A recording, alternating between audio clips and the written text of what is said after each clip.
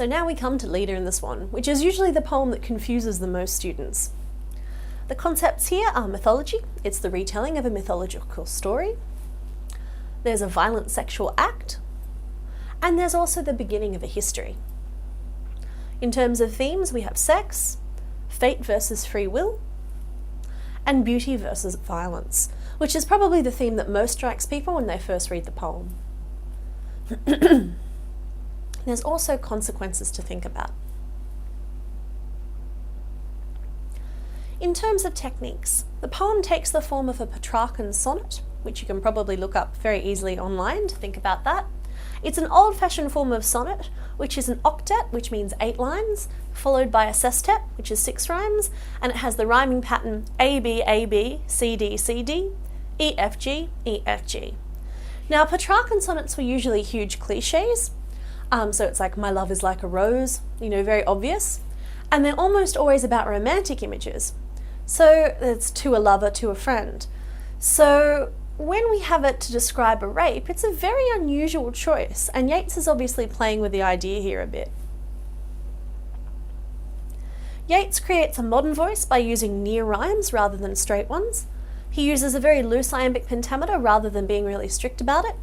And he breaks the 11th line, because of course a sonnet should have 14 lines, but he breaks that 11th line into 2 pieces. So he's even fiddled with the form a little bit here. So the obvious is the symbolism of the swan. So here it suggests the loss of innocence of Leda, but it also implies the grace and majesty of swans combined with animal lust, which again is a very unusual and should make you feel a little bit disconcerted as an image. Yeats was fascinated with the concept of the animal and the divine in man, and may even be contemplating his own lust for Maud. So you've got to keep in mind that the swan appears in the poem to be a swan, but really in the story of Leda and the Swan is Zeus, who is the king of the gods. So there's the idea of this very animalistic swan combined with the divinity of the king of all the gods. And that's kind of the image that he has for the human condition, where all of us have a little bit of the divine in us, and all of us have a little bit of animal in us as well. The poem opens with a caesura after a sudden blow, which probably indicates the moment of penetration, and Leda's shock at this violence. It's also been suggested that the violence in this poem may be allegorical for Irish experiences under British rule. So you can make up your own mind as to whether you think that fits for this poem, but it is one reading that you can think about. Synecdoche is used to give Leda's fragmented view of the scene, so that makes everything seem very immediate and intense because we never get a full picture of what's going on. So synecdoche is when you use a small part to designate the whole, so rather than saying the swan, we use descriptions like great wings and dark webs, which means his feet. And also it gives us sort of a distance from the emotion of the characters. We're not seeing the characters Leda felt scared, we're seeing that her fingers are scared, and we're not seeing the angriness or the indifference of Zeus, we're seeing the indifference of the beak. So that gives us a little bit of a wall away from the emotions. Synecdoche also raises questions of free will versus fate. So we have descriptions like helpless breast and terrified vague fingers. So you start wondering if this act is preordained, because it's going to set up a whole new history and future, perhaps it is actually impossible for Leda to repel her attacker. She may not actually have any opportunity to use her free will here. So the poem uses a lot of euphemisms for the sex that's going on, but euphemisms are generally supposed to make sex less graphic. In this case, they do exactly the opposite.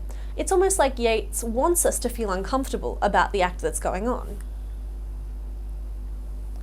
So he uses the euphemism feathered glory for the swan's genitals, and describes the shudder in the loins as the moment of ejaculation. And that's at the start of the sestet, so you know that that's when a new idea is coming forward. And all of those descriptions, rather than dulling down the idea of the sex, they emphasize the animal grotesqueness of it. So they're supposed to make you go, ew, gross.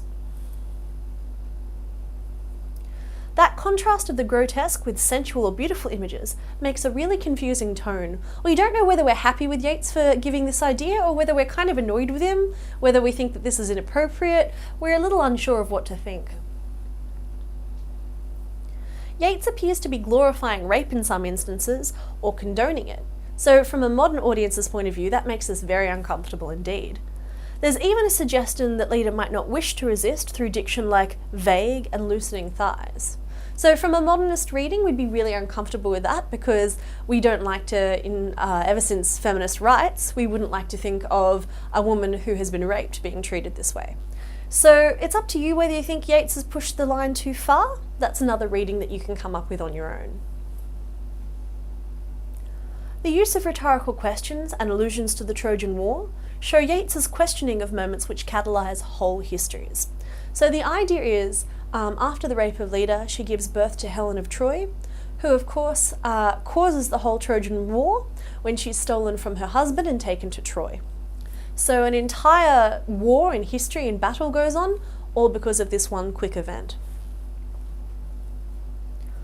This also alludes to a vision where the end of mythology and the start of modern history begins at this one moment. The final ambiguous rhetorical question, did she put on his knowledge with his power before the indifferent beak could let her drop, suggests that Leda may have had access to Zeus's divinity during the rape, and was therefore able to use his power to foresee her future. So this opens up the old paradox in Greek myth. Does one meet their fate because it was preordained that they would do so? Or does their knowing about it somehow bring it into being? So that's again another question you can think about.